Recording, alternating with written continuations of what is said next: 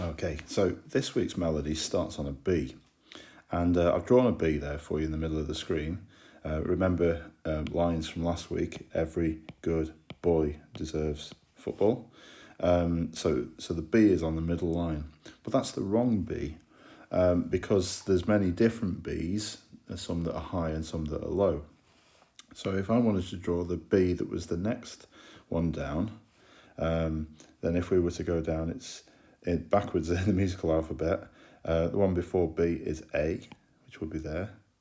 Now the note in music before A is G, so G, and then back in the alphabet F, E, D.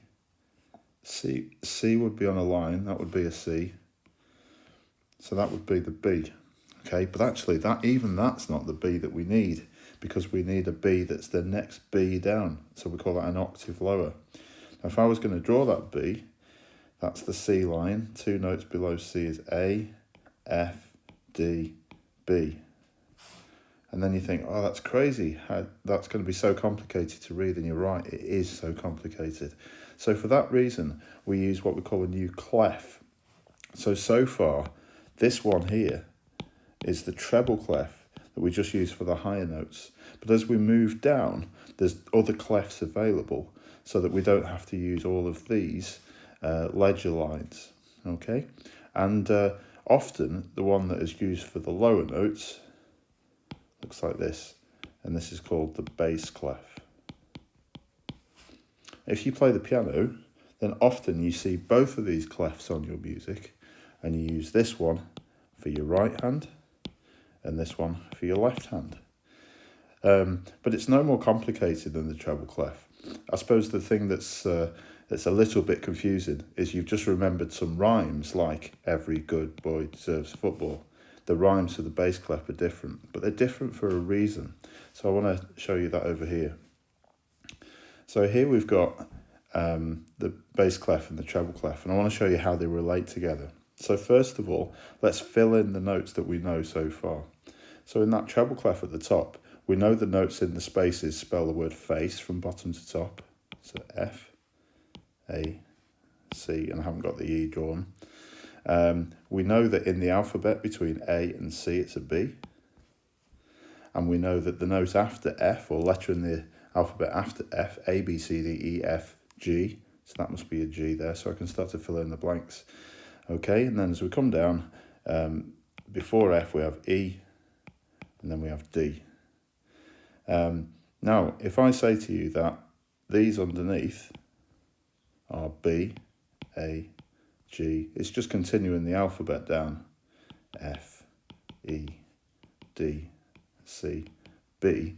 This is the B that our melody starts on for this week. So you can see it's much lower down. But actually, there's only, between this treble and bass clef, there's only one imaginary line, or one ledger line. So it's not a huge gap as the music suggests. But I wonder if you can see what note it is on that line. So if we go up from here, let's go up in the alphabet. So the one underneath that would be A. So A, B, C, D, E, F, G, A, B. What's the next one? It is a C. Well done. It's a C, because then you get A, B, C, D, E, F, G. Do you see? So it's just that one extra note in between the two lines. And because it's right in the middle, it's got a special name, and we call it middle C. Now, something that GarageBand does, and quite a lot of keyboards and music software to help us to know that C is middle C, we give it another name. We call it C3. And so I've drawn a piano here so you can see where C3 is. There you go. And one of the reasons it's called middle C is because it's in the middle of the piano, or it's in the middle of the pitch range. So the B, that is this B here, I drew it up here in the treble clef, but you could draw it in the treble clef or the bass clef, it doesn't matter. It's slightly easier to read in the bass clef because you don't have any ledger lines. But that one there is this B here. Just put in that dot at the bottom there. And that B is actually B2, because if we were to label all of these, that would be D2, E2, F2, G2 and A2. So all the new octave numberings start from the C. Okay, so if that's B2, what do we think this one is? It's the next B down. So it's B1. Okay, so that's where our music's going to start from today. From here, from B1. But for that reason, because it is a lower note, we are going to use this. We're going to use this bass clef. I'm going to teach you the rhymes that you need to know how to find what the pitches are and the lines and the spaces on the bass clef. And I think you're really going to enjoy this today. Okay, so we're going to start our analysis of In the Hall of the Mountain King, which you all know as the Alton Towers music by Grieg. And we were just talking there about the bass clef. So let's fill in the pitch help box first, so that you've got a starting point with this.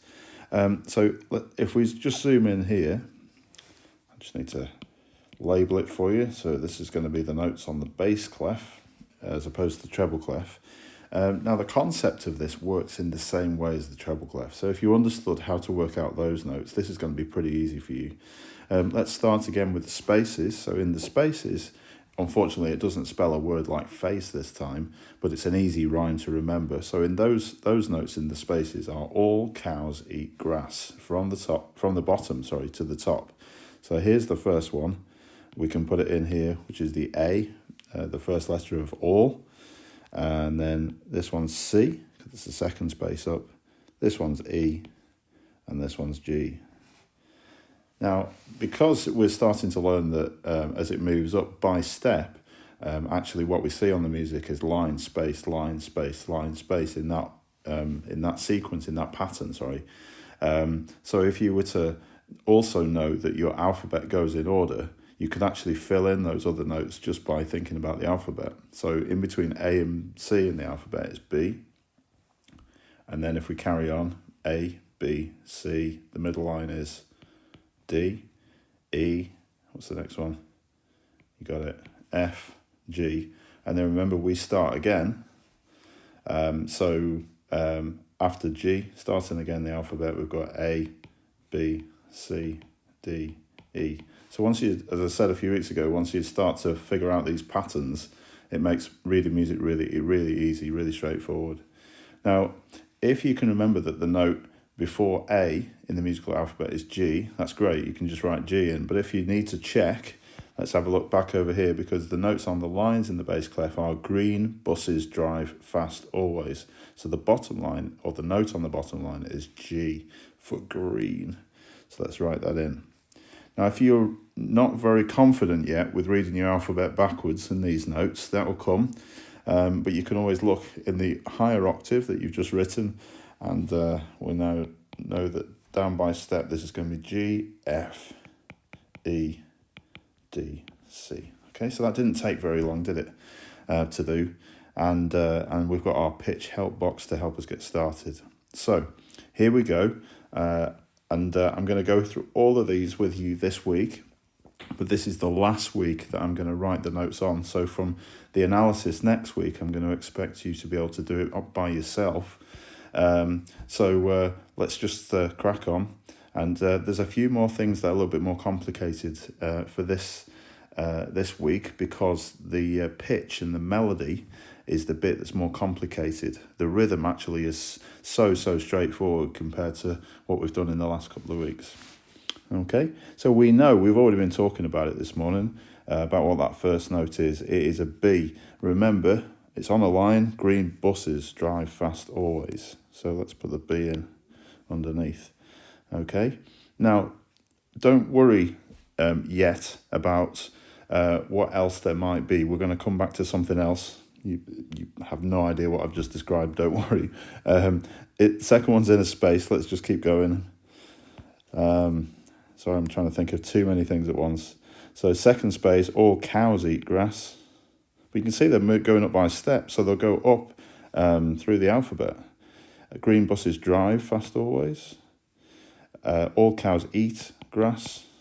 Green buses drive fast always. Now we've had that one on the middle line before. What was it? It was a D. And we've had that one before, 2 notes before, and that was an F. So remember where the dot is, you'll find it's the same. And actually it doesn't cover a very wide range, so the notes are quite close together. Okay, this one's in the 3rd space up, which is all cows eat grass, that's an E, but it's got that hashtag, which remember is called a sharp sign. So I'll put that after there. So it's called an E sharp, we'll come on to that in a minute. That's going to be C. And then because the sharp lasts for the whole bar until we tell it not to do that anymore, that's also going to be an E sharp. But in the next, this is very helpful to us. That sign here is called a natural sign. And that means if something's been made into a sharp or a flat, now we're going to put it back to normal E, if you like. Okay, so that's going to be E. And then we've got C. I'll explain why that natural sign's there in a moment. And then E, because we've gone back to the natural now. Okay. Now this next phrase, up by step, is exactly the same as we had at the beginning. But look at it. We've got B, and then this is C sharp. That's a bit confusing, isn't it? D, E, F, D, F. Now it's one above the top line now. The top line, what would that be? Green buses drive fast always. So the top line would be A. So we want one after A, which is B.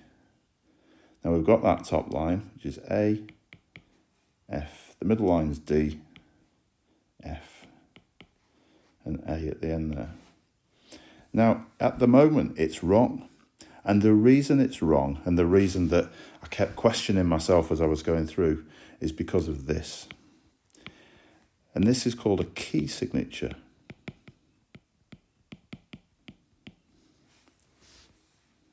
Now, to show you why that's there, I'm just going to go into GarageBand.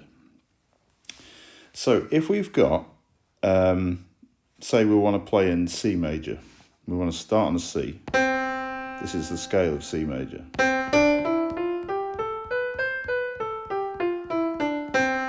Okay, imagine if we didn't want to start on C. Imagine if we wanted to start on G. Let's play the white keys G to G.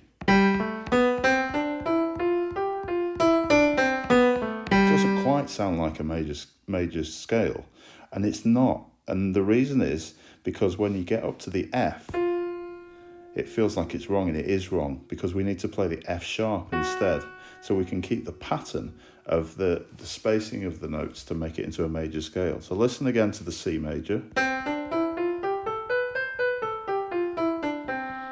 and then to G major. Yeah, that's not right there. So instead we play the F sharp.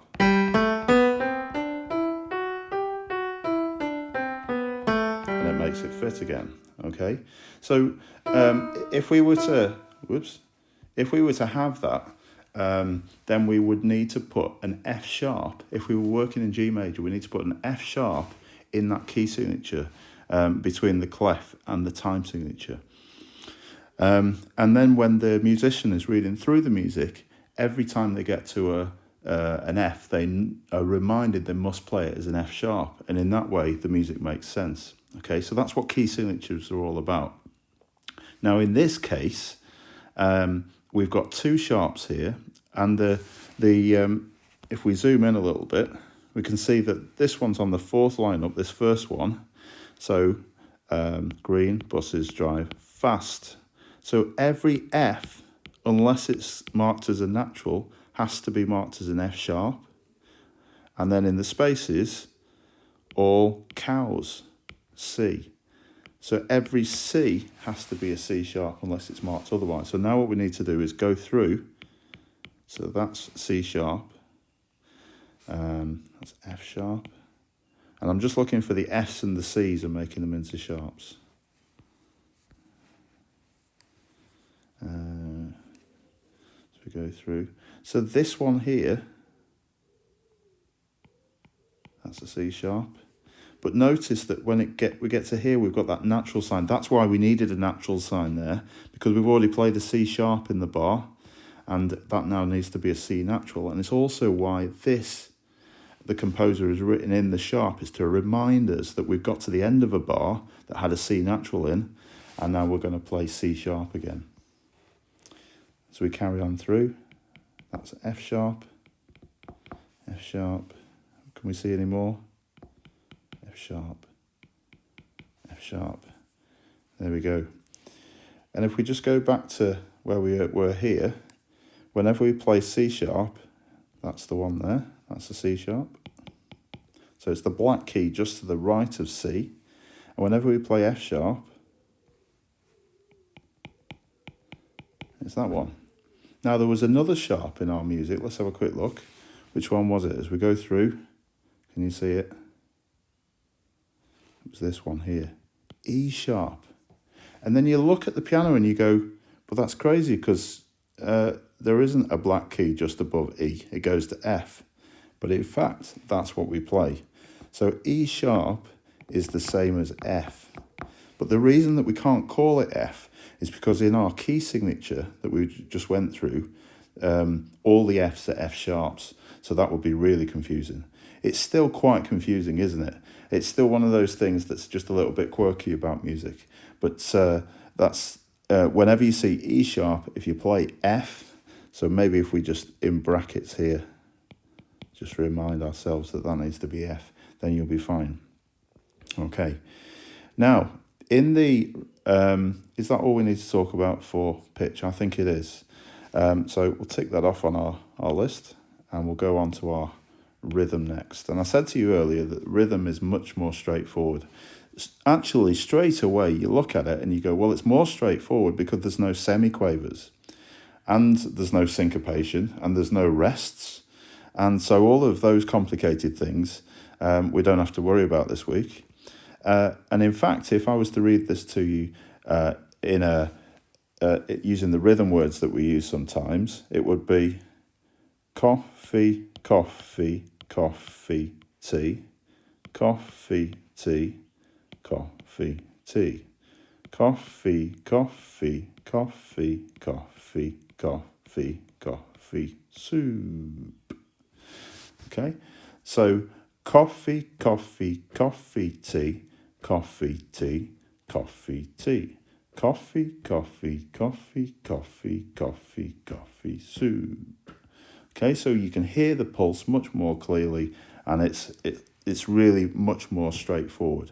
Now, looking at the rhythm help box at the bottom, let's just remember what these things are worth. So a minim, we've got one minim right at the end of the piece, and that's worth 2 beats.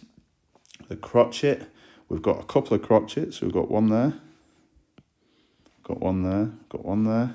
That's it. The crotchet is worth 1 beat, and the quaver is worth half a beat.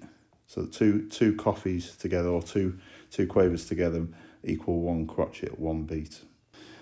So let's think about, well, there's 1 quaver in a quaver, because it's a quaver.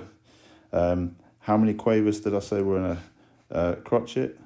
2, and there's 4 in a minim.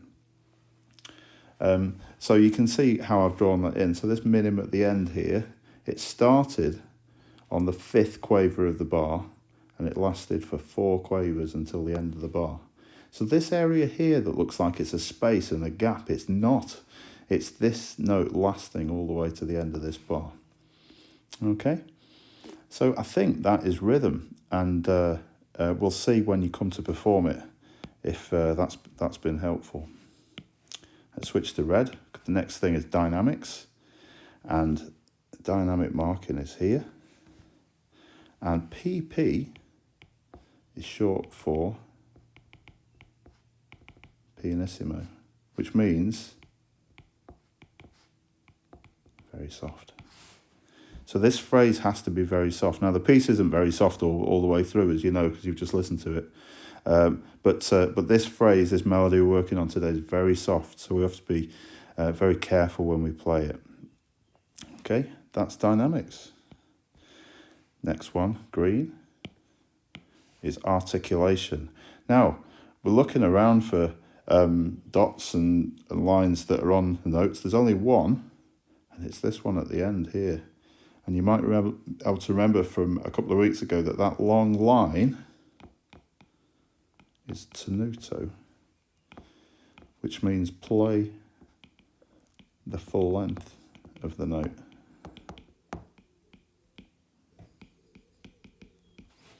But actually, that's not the only articulation marking in here, because also it says here, because there's a word in there that we've come across before with staccato. You'll remember that staccato means detached.